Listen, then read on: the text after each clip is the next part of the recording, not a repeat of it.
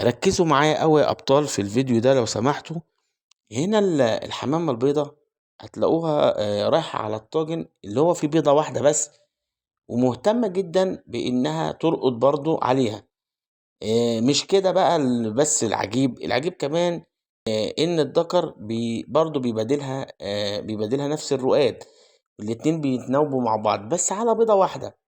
وأنتم ده شيء غريب في موضوع الحمام، وأنتم ناس مربيين وعارفين.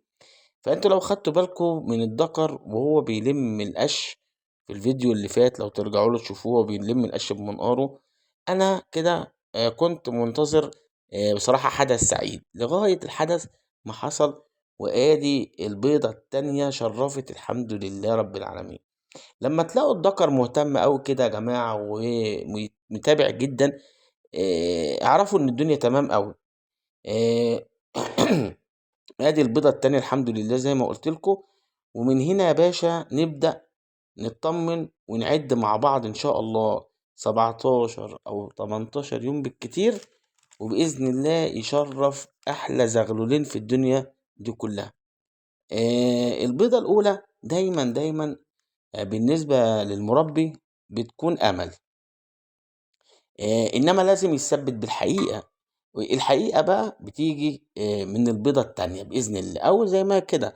فبتحسوا إن اكتمل الموضوع تمام، وتبدأ تنتظر الحدث السعيد ليك اللي هو خروج زغلولين للدنيا. وده تحس إن أنت عملت شيء جميل، لأن أنتوا لو تاخدوا بالكم إن من بداية التوالف والتعب في التوالف لغاية أول بيضة ما شرفت، وقد إيه الواحد كان مبسوط.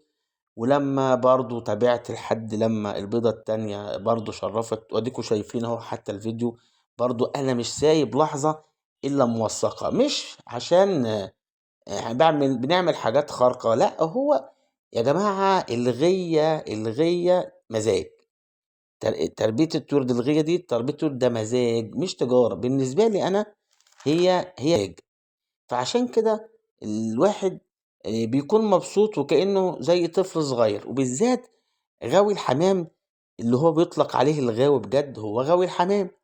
أكل أي حد مربي أي شيء يتقال له يا غاوي. مربي الحمام تحسه دايما إن هو برنس في نفسه كده. فعشان كده هقول لكم على بعض الحاجات في موضوع الرقاد من عدمه.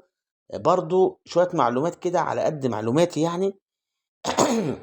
بصوا، هو أول يومين يا شباب إن لقيتوا الحمامة مثلا أو الذكر والنتاية مش منتظمين في الرقاد بتاعهم، مقلقين كده وشوية يقوموا وشوية يقعدوا، عادي. ده ما بيكونش حاجة مقلقة أو حاجة. ده شيء وارد وطبيعي جدا. بالغالب بيكون تظبيط حرارة يعني مش أكتر. المهم بقى اوعى تقرب من البيض ولا تلمسه ولا تزعجهم. لانك انت لو قربت من البيض ومسكته او هم اخدوا بالهم ان مفيش راحة في المكان، يبقى يا باشا اللي انت عملته كله ولا ليه اي 30 لازمة. يا جماعة تربية الطيور صبر مش استعجال. بإذن الله هكون معاكم خطوة بخطوة لغاية الفأس إن شاء الله. تابعوني علشان هوصل لكم كل حاجة لحظة بلحظة إن شاء الله رب العالمين. السلام عليكم ورحمة الله وبركاته.